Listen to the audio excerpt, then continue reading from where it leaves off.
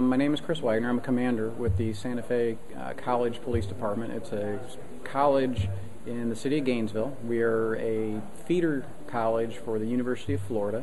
We're in north central Florida. The population of the entire city, we are in an urban area. We have 16,000 students. We are the largest college of our type in the southeastern United States, actually, only because we are a feeder for the University of Florida. They have about 66,000 students. We have a 19-man department, and we face challenges all the time because of the fact that we work for a college. The college doesn't really quite understand, I think, the role and the purpose and the funding and the requirements of a police department. So we are always struggling with trying to justify costs for anything.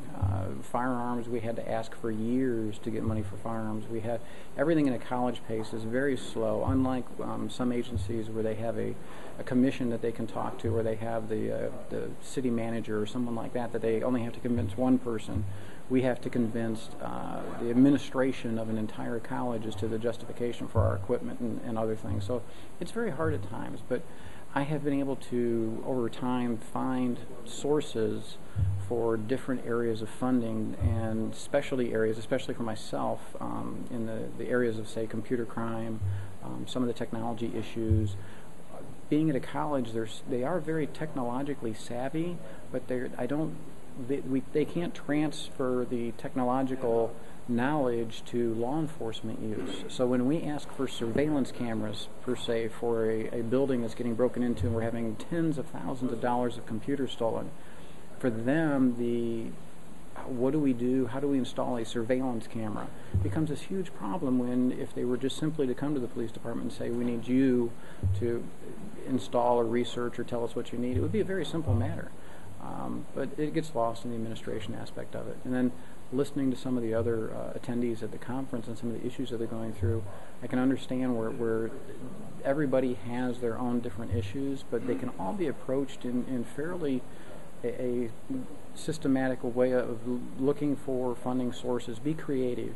Talk to your community is a huge resource, and that's how we've been able to do some things, is get the community involved in it, get other people who want to help law enforcement involved in it. And you'd be surprised, we have a senator in the state of Florida who used to be our sheriff. He's now the senator for our area. Well, that's a huge resource. Anything law enforcement related, we have an in.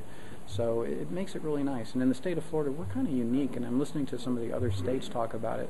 But in the state of Florida, all of our law enforcement is governed by a certain body, the Criminal Justice Standards and Training Commission. And they set the rules and regulations for us, and they tell us what it is we have to train, and even equipment issues. Our academy, in the entire state, all academies, all recruits are trained in TASER, all recruits are trained in OC spray. It's not left up to the individual agencies. That's a mandatory thing. So we are fairly progressive. It's just a matter of the economy has hit everybody. Funding is drying up pretty much everywhere, and now you have to become really creative in what you're doing and how you're doing it. And it's just a matter of being able to search. The internet has helped tremendously with the expansion of the information age, and and the availability of searching for things and funding. Finding this conference in itself, I happen to be out researching basically funding for certain things, and I saw this conference and I said, you have to be kidding me. There's a conference on learning how to do funding, and I mean, it makes sense. So that was one of the reasons I actually applied to the Technology Institute, and it worked out perfect. It's such a underrated and underdone thing. It needs to be done more. As they say, 90% of our agencies are small agencies, but they just don't get the resources that the large agencies do, and this is a perfect way of doing it. I think this is a great way of getting some of the word out to some of the people. I was approached, I think it was back in 1990, oh my gosh, I'm going to date myself here. It was 1998 or 1999. My chief came to me and asked me, in our agency, and in any small agency, it's very hard to do professional development. In other words, they can't afford to send you to schools. They can't afford to send you to executive institutes. So you have to take what you can get. And he came to me one day and he asked me what I was interested in, and I've always been interested in technology and computers. I've grown up around them. I've always been involved in computers from very early on when they first came out. And I said, I'd like to go to a computer crime class, because back then it was just coming out as a field of study. And he said, well, if you can find something that you can go to that doesn't cost me any money, I'd be happy to send you. And I just happened to find the National White Collar Crime Center was doing training, and at that time they were actually funding the entire thing. They were funding your airfare, your room and board, the training, and everything was absolutely free to agencies that couldn't afford it.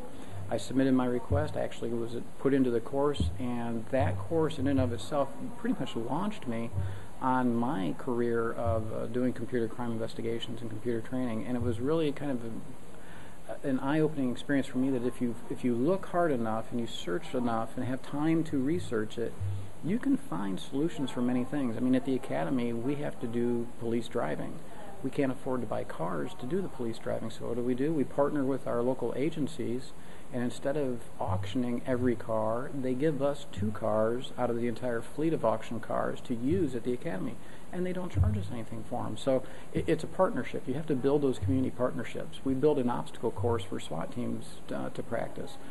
Normally the thing would cost hundreds of thousands of dollars to build this beautiful obstacle course, and it really didn't cost us anything. All of this stuff was donated by community groups. The labor was donated by our agency personnel, and now we have this fantastic SWAT obstacle course that was just finished literally 2 or 3 weeks ago.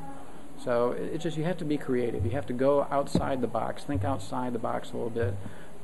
Everybody's hurting in this economy, and anytime you can partner with other people or get other groups to help you out, it works a lot better. Yeah, one of the questions I asked, and I know you saw it, was when I asked them, how many of you have never heard of this conference or this institute before you applied for this one? And most of them raised their hands. And I think what they need to take away from this, and what I'm taking away from it and definitely going to use it in the state, is to make it's the awareness issue. Make them aware of the fact that these funding sources and these assistants for law enforcement, these people that are willing to at least help you locate sources or locate funding programs, are out there. They're just not being found, and they're not being used. And I think as an outreach, these chiefs are now going to be able to go back and talk to other small chiefs or talk to other people. And in my case, I'm very fortunate. I've already, since I'm here, I was able to send an email back to our director, who's in charge of all of the directors in the state of Florida for all of the training centers. He's the chairman of our Directors Association, and he's going to be hopefully attending the directors conference that you're having. That one person can then, and I know this, to spread the word to the entire state of Florida. The directors, and those are the people that are in touch with every single chief and every single sheriff in the state of Florida. We meet quarterly as a statewide basis, and that's the perfect venue, I think, for getting that information out. And with him coming and seeing this, I think he'll be really enthused about it, because this is exactly what they're trying to do. They're trying to find technology solutions that were more cost effective than the old style of doing things, and yet allow officers to continue to do their jobs effectively. And one of our biggest things is training. Training is expensive.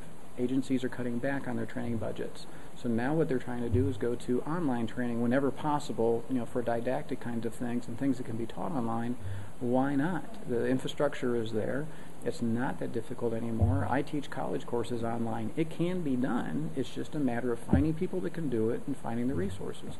And I think this is a perfect venue. I think this institute, I just wish I'd have heard about it about 5 or 7 years ago and gotten more people involved. I mean, I realize I'm the only one from the state of Florida here, and I think to myself, that's very strange. That the state that's supposedly so progressive and so advanced in its law enforcement training doesn't partake in something at the national level like this. It's just there's a disconnect there somewhere, and that's why I'm trying to get the right people connected. I mean, the Florida Department of Law Enforcement that runs all of our state, I've already been in contact with the person in charge of that to try and get him involved in it also. So I think that'll help spread the word.